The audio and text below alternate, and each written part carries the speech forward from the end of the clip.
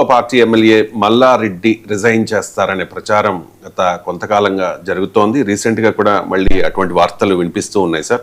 ఈ మధ్య Mallareddy BRS party కార్యక్రమాలకు చాలా దూరంగా ఉంటూ ఉన్నారు అనేది ఒక పత్రికలో వచ్చిన కథనం సార్. ఘట్కేసర్లో రీసెంట్ గా జరిగిన ఒక సభలో కూడా ముఖ్యమంత్రి రేవంత్ తో కలిసి మల్లారెడ్డి వేదిక పంచుకున్నారు. ఆ వేదిక మీద మల్లారెడ్డి సమక్షంలోనే రేవంత్ రెడ్డి కేసీఆర్ మీద అనేక విమర్శలు చేశారు. కనీసం మల్లారెడ్డి ఆ సమావేశం తర్వాత అయినా ఆ విమర్శల్ని ఖండించలేదు అని అంటూ ఉన్నారు సార్. ఏంటి సార్, గత 2.5 ఏళ్లుగా మనం చూస్తూ ఉన్నాం మల్లారెడ్డి కాంగ్రెస్ లోకి పెడతారు అనేది ప్రచారం. సో ఆ మధ్య బీజేపీలోకి వెళ్తారని కూడా ప్రచారం జరిగింది. ఆయన తన కొడుకు కోడలతో వెళ్ళి ప్రైమ్ మినిస్టర్ కూడా కలిశారు. అవును సార్. సో మల్లారెడ్డి ఇది చివరి ఎన్నికని ప్రకటించాడు. నెక్స్ట్ ఎలక్షన్లో తాను పోటీ చేయనని కూడా చెప్పారు. సో ఆయన ఇప్పుడు నెక్స్ట్ జనరేషన్కు పాలిటిక్స్ అవసరం, ఆయనకు కాదు. సో అందువల్ల ఆయన అవసరాలు భవిష్యత్ తరానికి. సో ఆయన ఇప్పటికిప్పుడు బీఆర్ఎస్లో మారుతాడా? మీరు ఇప్పుడు ఈ మధ్య కాలంలోనే దూరంగా ఉన్నాను. నేనైతే కొద్ది నెలల క్రితం బీఆర్ఎస్ ఎమ్మెల్యేలకు బడ్జెట్ టెక్నికాలిటీస్ ఏంటి అంటే, బడ్జెట్ గురించి కాదు, బడ్జెట్ పెట్టకముందే, బడ్జెట్ ప్రవేశపెట్టకముందే రాష్ట్రంలో బడ్జెట్ అంటే ఏంటి అని ఒక క్లాస్ చెప్పాను. హరీష్ రావు గారు ఇన్వైట్ చేస్తే వెళ్ళాను. అప్పుడు ఆ ఎమ్మెల్యేలు అందరూ హాజరయ్యారు, మల్లారెడ్డి కూడా హాజరయ్యారు. క్వశ్చన్లు కూడా అడిగారు మల్లారెడ్డి, ప్రశ్నలు కూడా అడిగారు దానిపైన. సో అందువల్ల మల్లారెడ్డి అప్పుడు చాలా యాక్టివ్గా బీఆర్ఎస్ ఎమ్మెల్యేలు ఎమ్మెల్సీల మీటింగ్ అది క్లాస్ అది, అందులో పాల్గొన్నాను. అందువల్ల మరి ఆ తర్వాత ఆయన చురుగ్గా లేడో నాకు తెలియదు. ఎందుకంటే నేను ఇది బడ్జెట్ అంటే ఎప్పుడు ఫిబ్రవరిలో, మీకు మార్చిలో కదా, జస్ట్ ఒక 2-3 మంత్స్ మరి నేను చూసింది.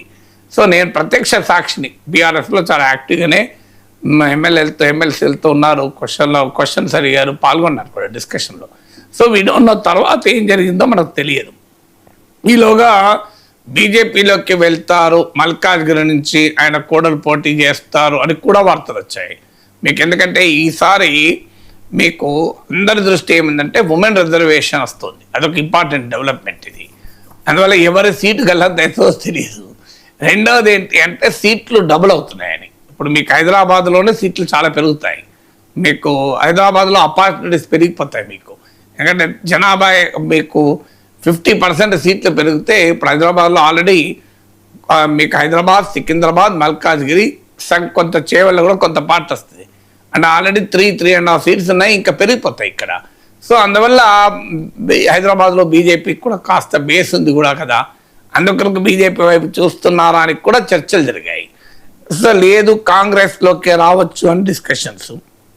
ఎందుకంటే రాజకీయ పార్టీలు నాయకుల్ని అలాగే తీసుకుంటున్నాయి, నాయకులు అలాగే పార్టీలు వదిలేస్తున్నారు. ఇప్పుడు టీడీపీ తరఫున ఎంపీగా గెలిచారు మల్లారెడ్డి. ఆయన టీడీపీని ఖతం చేసే పనిలో భాగంగా మీకు టీడీపీ ఎమ్మెల్యేలను తన వైపు తిప్పుకుంది, టీడీపీ ఎంపీలను తన వైపు తిప్పుకుంది. కేసీఆర్ క్యాబినెట్లో మినిస్టర్ అయ్యారు. సో మీకు కాంగ్రెస్ పార్టీ నుంచి చాలామంది తీసుకొని కేసీఆర్ మంత్రులు కూడా చేశారు. సో ఇప్పుడు కాంగ్రెస్ అధికారంలో ఉంది రాష్ట్రంలో, దేశంలో బీజేపీ అధికారంలో ఉంది. ఇప్పుడు ఆ పార్టీలు అవే పని చేస్తాయి, అందులో ఆశ్చర్యపడాల్సింది ఏమీ లేదు. అందులో రాజకీయ పార్టీలు ఏంటంటే తమకు ఎక్కడెక్కడ గ్యాప్స్ ఉన్నాయి, ఆ గ్యాప్స్ను మళ్ళీ సొంత నాయకత్వం డెవలప్ చేయాలంటే చాలా టైం పడుతుంది. అందువల్ల ఇతర పార్టీల నుంచి నాయకులు తీసుకొచ్చి ఆ గ్యాప్స్ నింపుకుంటూ ఉంటారు. ఇప్పుడు బీజేపీకి పంజాబ్లో గ్యాప్ ఉంది, అందుకే మీకు ఆమ్ ఆద్మీ పార్టీ ఎంపీలందరినీ లాగేసుకుంది. మీకు టీఆర్ఎస్ 2014లో పవర్లోకి వచ్చాక హైదరాబాద్లో టీఆర్ఎస్కి బేస్ లేదు. అంతకుముందు జిహెచ్ఎంసీ ఎన్నికల్లో పోటీ కూడా చేయలే కనీసం టీఆర్ఎస్. సో అంత ఉమ్మడి రాష్ట్రంలో పోటీ కూడా చేయకుండా దూరంగా ఉంది, హైదరాబాద్లో బేస్ లేదు. అందుకే మీకు హైదరాబాద్లో తలసాని శ్రీనివాస్ యాదవ్, రంగారెడ్డిలో పట్నం మహేందర్ రెడ్డి ఇలాంటి నాయకుల్ని టీఆర్ఎస్ ఆకర్షించింది. అలాగే ఖమ్మంలో పార్టీకి బేస్ లేకుండే, అక్కడ నుంచి తుమ్మల నాగేశ్వరరావు, సంద్ర వెంకట వీరయ్య లాంటి లీడర్లను తన వైపు తిప్పుకుంది. ఇలా ఎక్కడెక్కడైతే గ్యాప్స్ ఉన్నాయో అక్కడ ఉన్న గ్యాప్లు నింపుకోవటానికి మీకు టీఆర్ఎస్ ఆ రోజుల్లో టీడీపీ నుంచి, కాంగ్రెస్ నుంచి కూడా నాయకులు లాగేసుకుంది. సరిగ్గా అదే పని ఇప్పుడు కాంగ్రెస్ చేస్తుంది. నీవు చెప్పిన విద్య నిరదాక్ష అన్నట్లు హైదరాబాద్లో కాంగ్రెస్కి ఆ గ్యాప్ ఉన్నమాట నిజం. ఎందుకంటే హైదరాబాద్లో క్యాబినెట్లో ఒక మంత్రి పదవి ఇవ్వటానికి హైదరాబాద్లో ఎమ్మెల్యే లేరు. ఆఖరికి అజారుద్దీన్ను ఎమ్మెల్సీగా పెట్టి ఆయన హైదరాబాద్ నుంచి అని చెప్పి ఆయనకు మంత్రి పదవి ఇవ్వాల్సిన పరిస్థితి ఏర్పడింది.